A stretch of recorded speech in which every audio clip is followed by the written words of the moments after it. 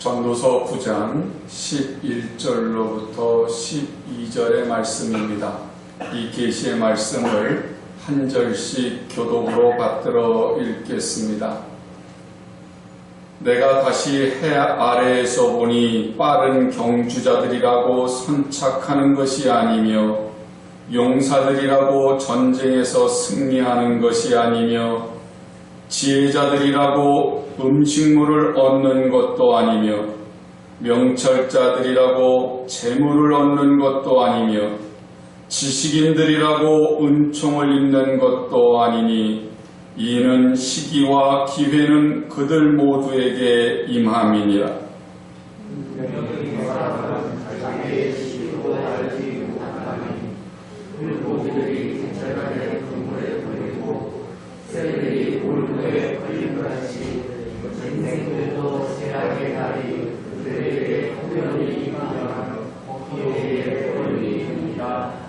아멘.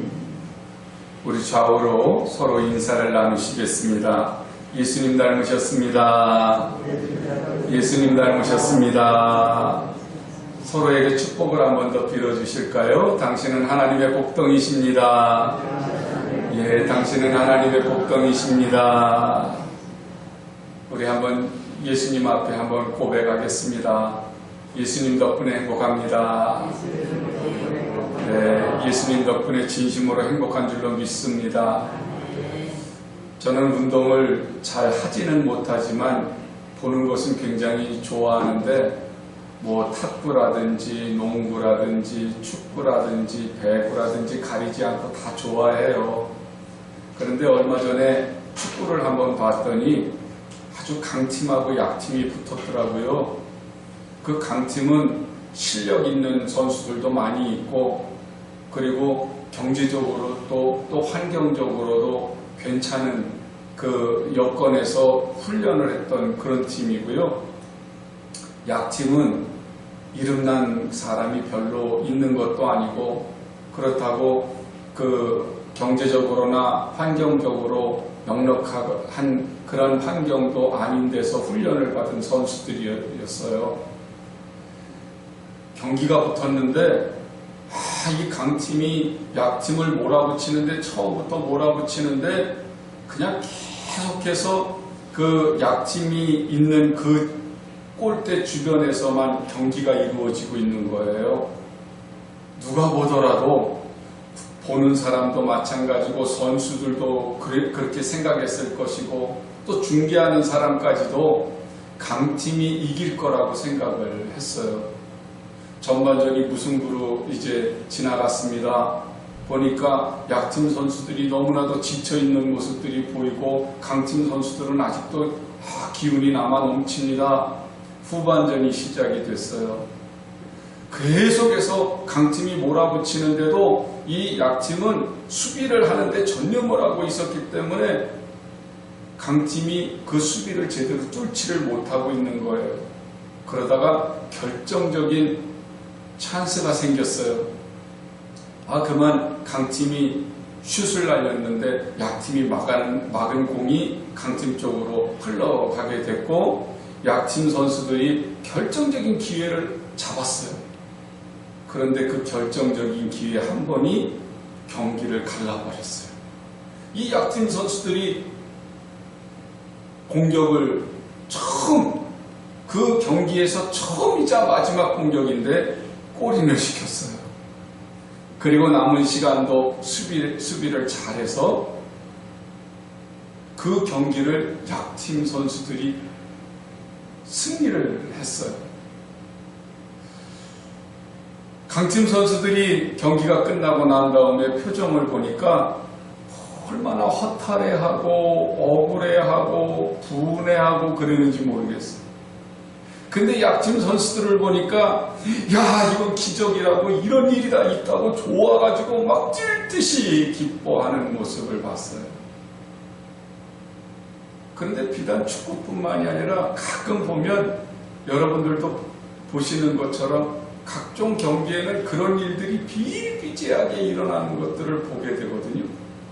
그래서 이 운동 경기를 인생의 축소판이다. 그렇게 얘기들을 하는 것 같아요. 우리 인생도 그런 경우들이 많죠. 많이 준비했어요. 노력했어요. 그런데 내가 원하는 만큼 결과가 나오지 않을 때가 참 많아요. 그런데 어느 때에는 내가 준비도 다 하지 못했는데 예기치 않게 큰 결과가 나타날 때가 있어요. 그때가 되면 사람들은 야, 운이 좋았다, 축복받았다, 하나님의 은혜다. 그러면서 지난밤에는 뭐 조상이 꿈에 보였다 이래가면서 별말을 다 해가면서 야, 이건 기적이고 이거는 축복이라고 그렇게 얘기할 때도 있어요. 오늘 성경이 그런 경우에 대해서 얘기를 해요. 우리들은 보통 일이 안 풀릴 때 무슨 생각을 하시나요? 좌절하고 낙심하시나요? 그럼 일이 잘 풀렸을 때에는 정말 조상덕이라고 생각을 하고 아니면 내가 복받았다고 그렇게 생각을 하고 더러는 재수 좋았다고 운이 좋았다고 그렇게 생각하시나요?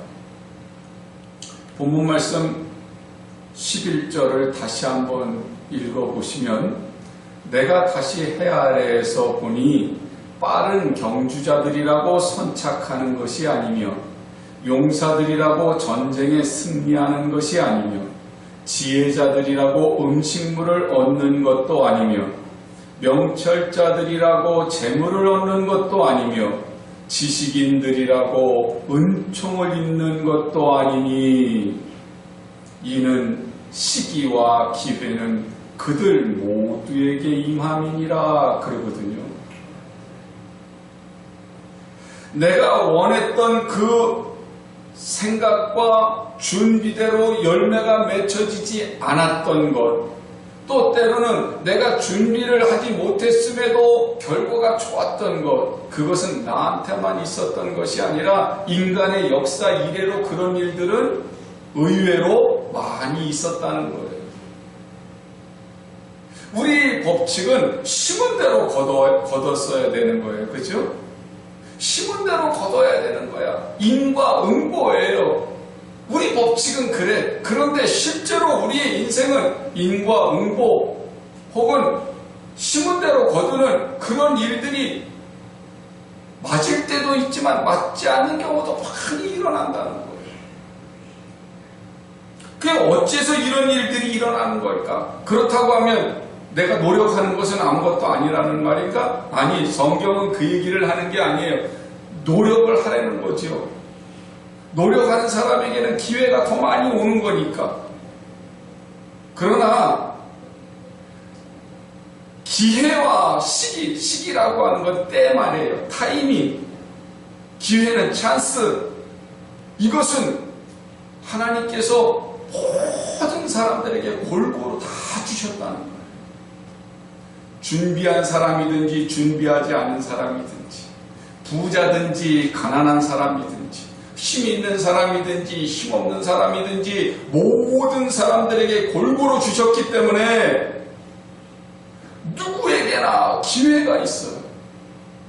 이 말은 우리에게 얼마나 큰 소망이 되는지 몰라요. 공부 잘하는 사람만 성공하는 거냐?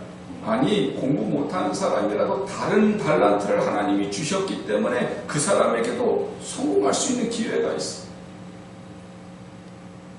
권력을 갖지 못해도 힘을 갖지 못해도 하나님은 모든 사람들에게 공평하게 때와 기회를 주시기 때문에 무엇을 하든지 그 사람이 살아갈 수 있도록 하나님이 허락해 놓으셨다는 말이죠.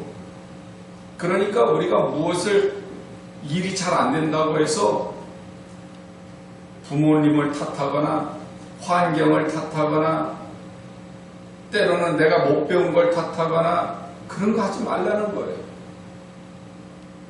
준비만 하고 있으면 하나님께서 기회를 주시고 하나님께서 때를 허락하셔서 언제든지 내가 하나님이 주시는 그 기회와 때를 통해서 내 꿈을 이룰 수 있을 때가 있는 거예요.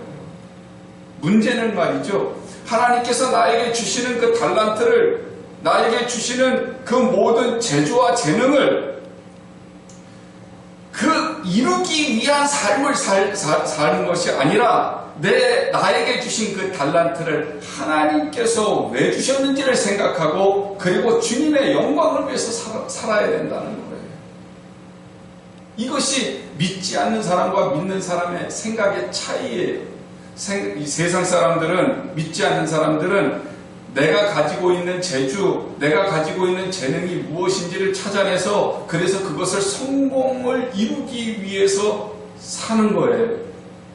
그런데 성도들은 나에게 하나님이 재주와 재능을 주신 것들을 잘 갈고 닦아서 하나님의 영광을 위해서 쓰는 거예요. 하나님은요, 한 사람에게 모든 것을 다 주시지 않습니다. 공부도 잘하고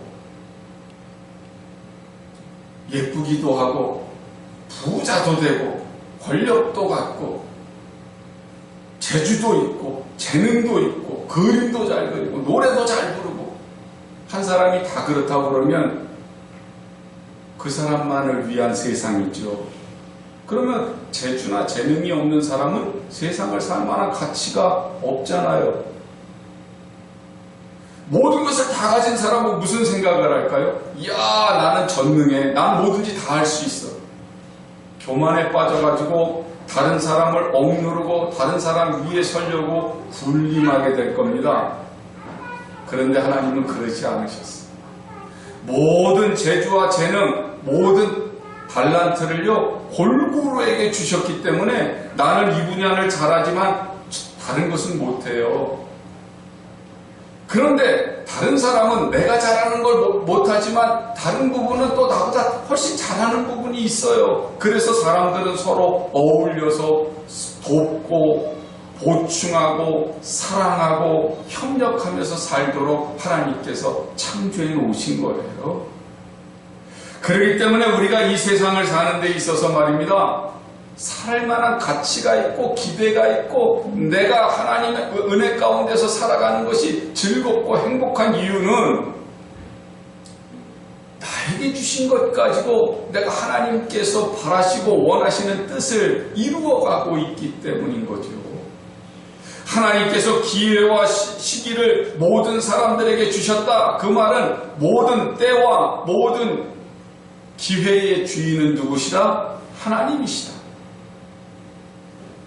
하나님께서 하나님의 섭리와 하나님의 뜻을 이루시기 위해서 나를 사용하시기 위해 재주와 재능을 나에게 허락하셨다는 거예요.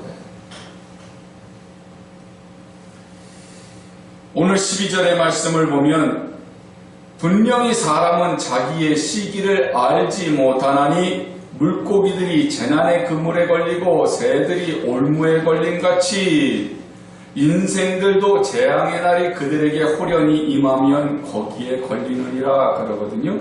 이게 무슨 말이냐면 사람은 자기 죽을 때를 몰라요. 자기 죽을 때를 그때를 아는 사람이 어디 있어요? 다 그거 몰라요. 그러니까 자기 죽을 때를 모른다고 하는 말은 불행이 나한테 다가오는 것도 몰라요. 물고기들이 그물에 걸리는 것은 불행한 일이잖아요. 새들이 올무에 걸리는 건 불행한 일이잖아요. 그런데 그걸 모르기 때문에 물고기들이 그물에 걸리고 새들이 올무에 걸리는 걸 모르기 때문에 거기에 걸리는 것처럼 우리도 우리의 불행한 일에 내가 걸리거나 내가 죽는 일에 대해서 몰라요. 그렇기 때문에 거기에 걸려요. 그 정도로 어리석고 그 정도로 나약한 존재들이에요. 그렇기 때문에 내가 가지고 있는 재주, 내가 가지고 있는 능력, 내 주변의 환경 그런 것들을 자랑할 것이 아니라 겸손하게 하나님께서 나를 쓰시는 일들에 대해서 감사하고 나에게 주신 재주, 나에게 주신 달란트, 나에게 주신 재능 그 모든 것들을 갈고 닦으면서 하나님 앞에 내가 쓰임받을 수 있는 그 기회를 구하라는 겁니다. 내 달란트를 통해서 내 뜻을 이루려고 하는 것이 아니라 하나님의 뜻을 어떻게 이룰 것인가를 초점을 맞추어서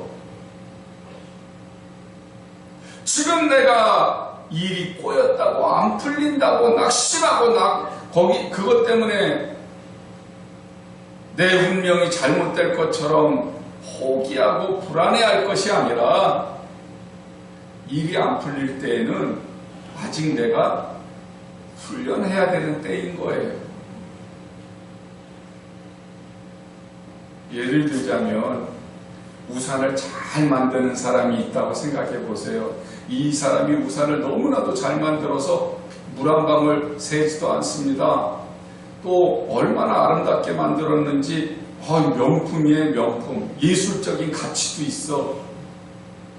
그런데 비가 안 와. 비가 하나도 안 와. 그러면 그 우산 쓸모가 있어요? 없잖아요. 그런 것처럼 내가 아무리 좋은 조건들을 다 가지고 있고 내가 어떤 달란트를 가지고 있다고 하더라도 하나님이 쓰시지 않으면 그건 소용이 없는 거예요. 그러니까 내 꿈을 이루려고 하는 그것은 인간의 욕심이고 하나님이 나를 쓰시게 하는 것이 믿는 사람의 모습이라는 거죠. 때와 타이밍, 그것은 다 하나님께서 나에게 주시는 거예요. 내 때가 됐을 때, 내가 필요로 하실 때. 그러니까 내가 할 수 있는 건 뭐냐면 내가 하나님께서 나를 쓰시고자 하실 때 언제든지 하나님이 기뻐 쓰실 수 있도록 준비하는 것은 내 몫인 거죠. 전도서 9장 1절 말씀을 이렇게 올라가서 보시면 이런 말씀을 해요. 이 모든 것을 내가 마음에 두고 이 모든 것을 살펴보니 의인들이나 지혜자들이나 그들의 행위나 모두 다 하나님의 손안에 있다. 그랬어요. 우리들의 인생이 누구에게 있다고요? 하나님의 손안에 있어요. 내 인생이 내 거라고요? 아니, 하나님의 손안에 있다고요. 하나님이 섭리하시고 하나님이 계획하셔서 나를 창조하셨고 이 세상을 사는 모든 것들이요 운명이나 숙명이 아니고 하나님의 섭리와 절대적인 주권 속에서 운행되고 있는 거라고요. 그것을 인정하신다고 하면 내 인생도 하나님께서 사용하신다고 하는 그 약속과 비전과 소망을 가지시게 되기를 간절히 주님의 이름으로 축원합니다.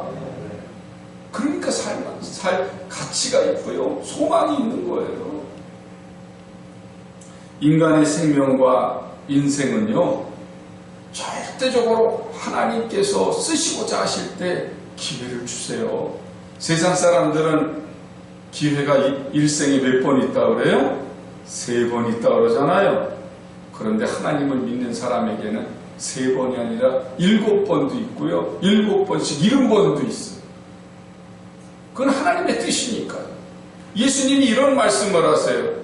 참새 2마리가 한 아사리온에 팔리는데 그런데 아버지께서 허락하시지 않으면 그 참새도 한 마리도 땅에 떨어지지 않는다는 거예요.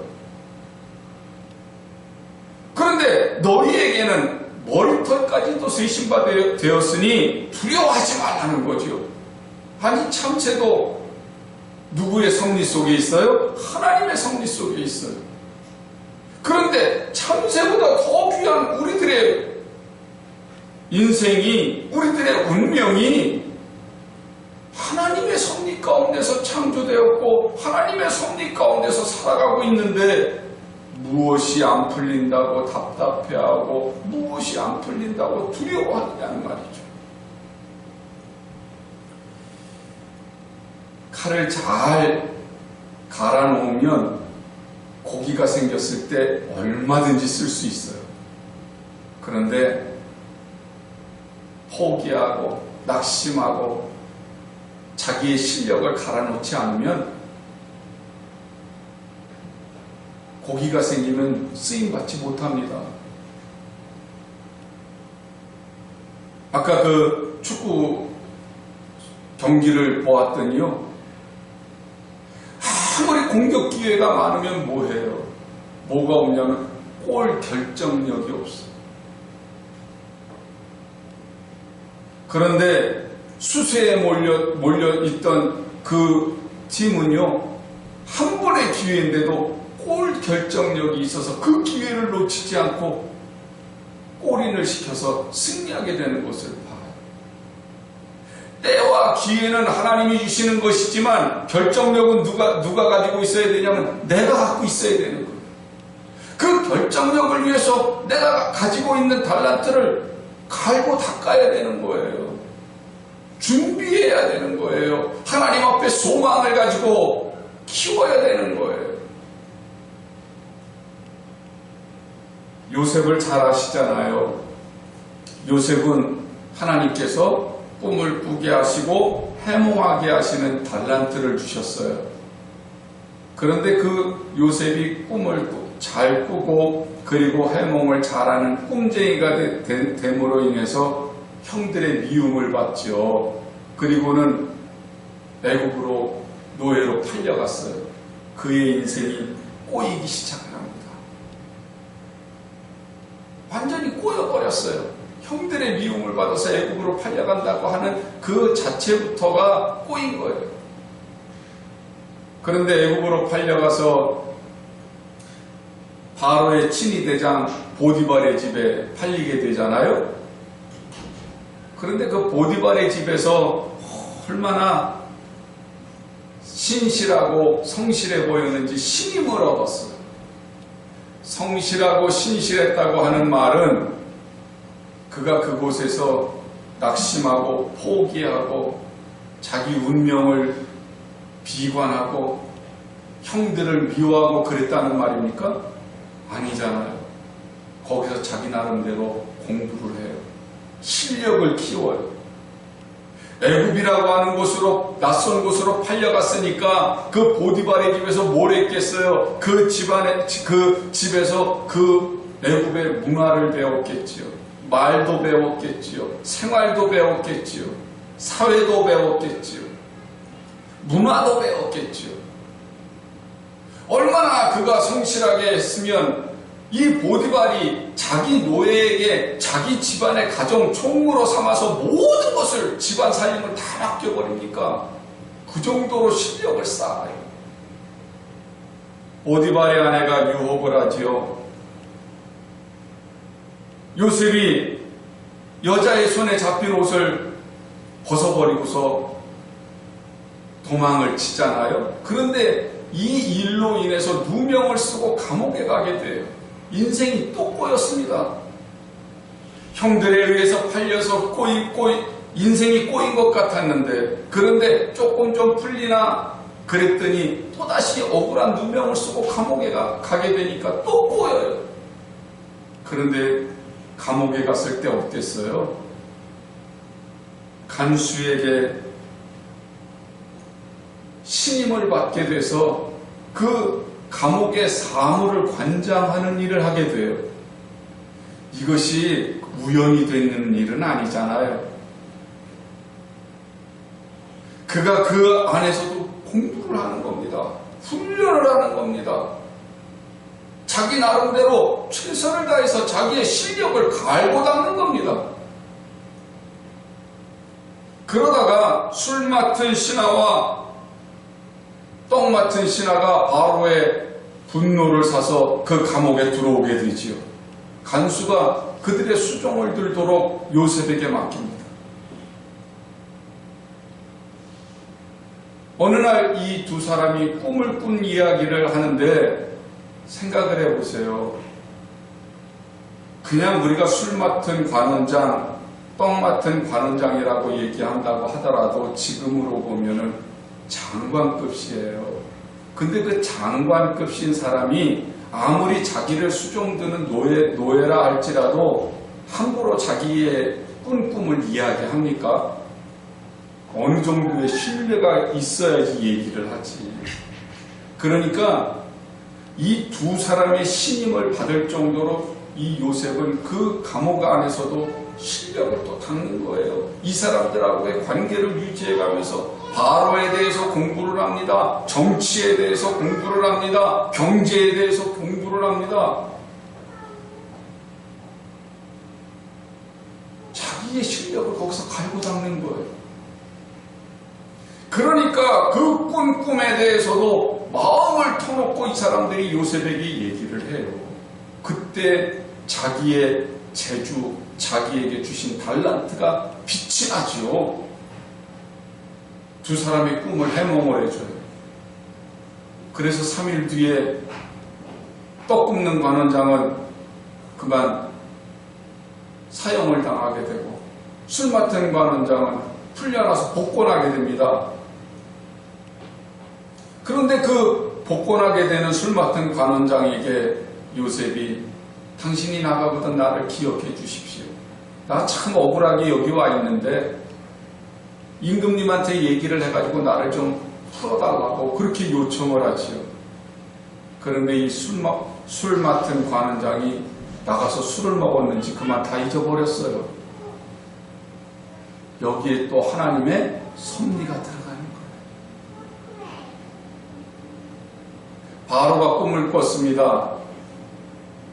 이집트의 모든 지혜로운 사람들이 모였지만 그 꿈을 해몽할 수 있는 사람이 없어요.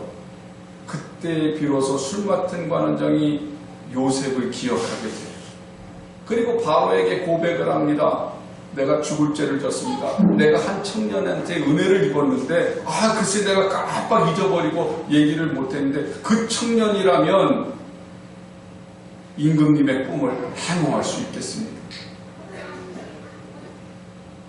바로가 요셉을 불러들이고요. 요셉이 그 꿈을 해몽함으로 인해서 일약 죄수였고 노예였던 그 신분이 이집트의 총리가 되죠. 여러분 어떠세요? 이것이 그냥 우연으로 된 일 같으세요?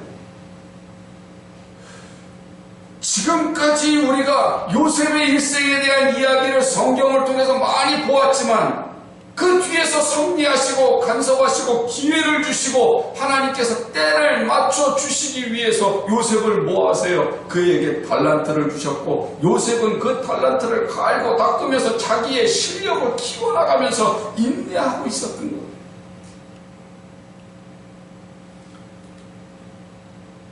시기와 기회는 모든 사람에게 주시는 겁니다. 어느 누구 한 사람에게만 주시는 거 아니에요. 그런데 이 시기와 기회를 자기 것으로 삼는 사람, 하나님께서 쓰시고자 하실 때 그때 쓰임을 받을 수 있는 사람은 바로 준비된 사람이죠.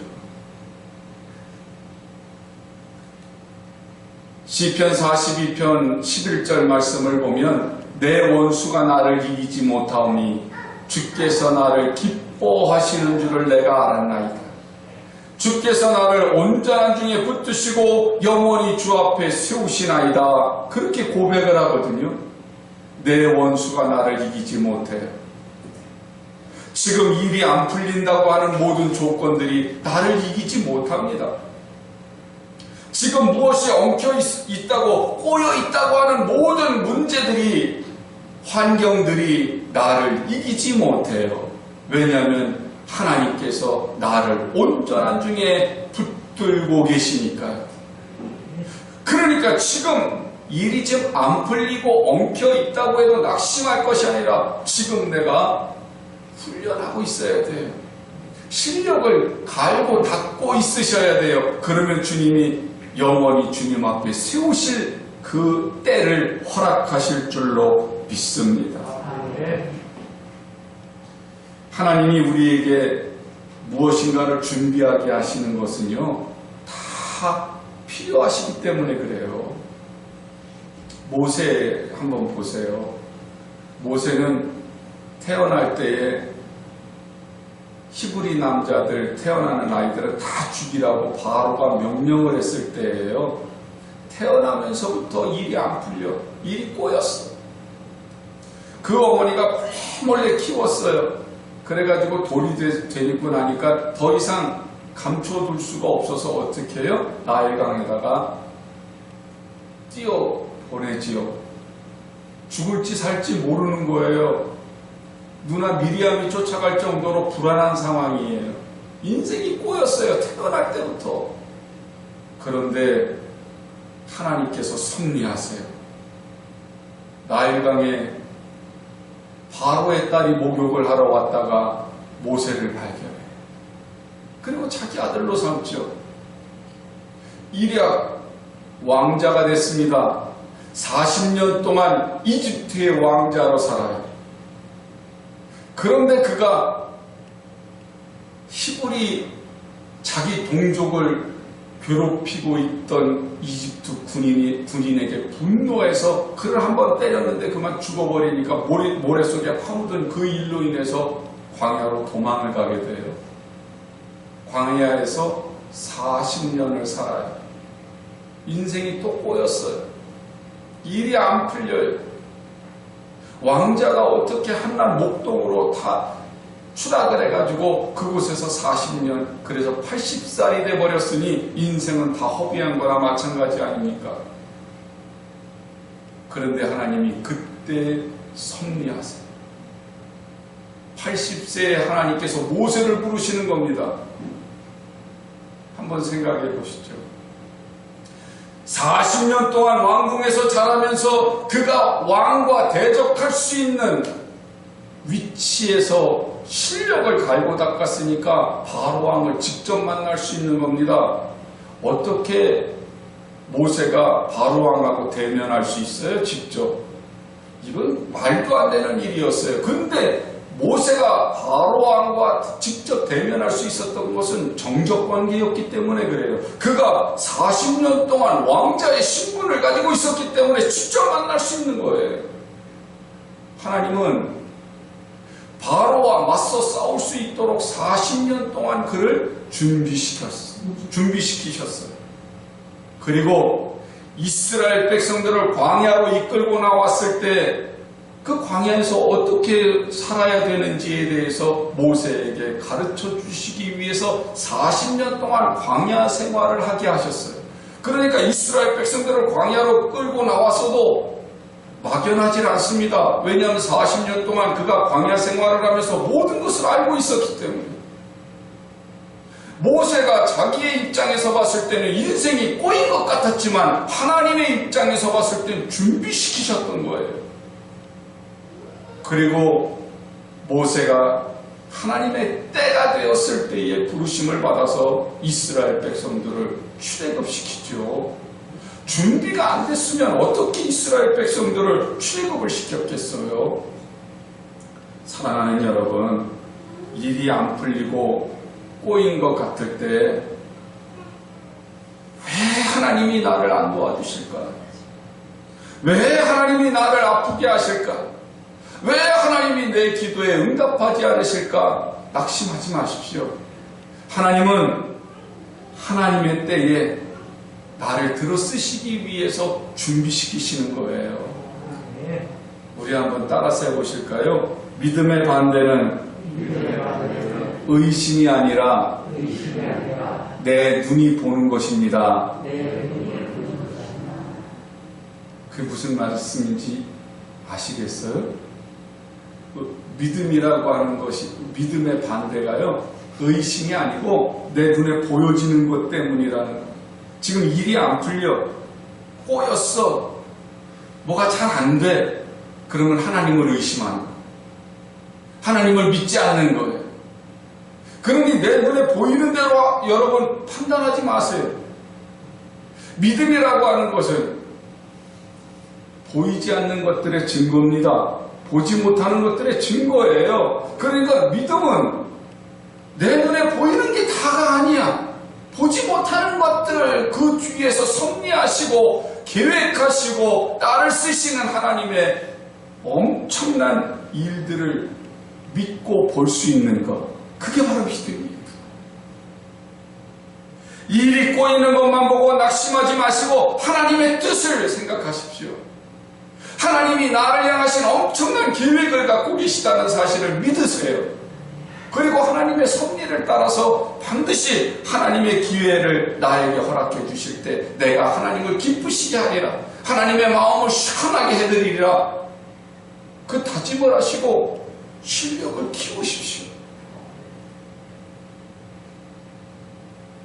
우리가 실력을 키우고 믿음을 키우고 능력을 키워서 하나님이 필요로 하셔서 내 이름을 부르실 때 결정적인 승리를 이룰 수 있는 사람이 된다면 이 일이 꼬이는 것은 나에게 축복이 될 줄로 믿습니다. 하나님만 바라보시고 내가 가지고 있는 불안한 마음이라든지 낙심한 마음은 버려버리시고요. 내 꿈을 이루기 위한 내 계획이 아니라 하나님의 뜻을 이루기 위한 하나님의 섭리를 간구하셔서 이 어렵고 힘든 이 시대 지혜롭게 잘 극복해 나가실 수 있게 되기를 예수님의 이름으로 간절히 축복합니다.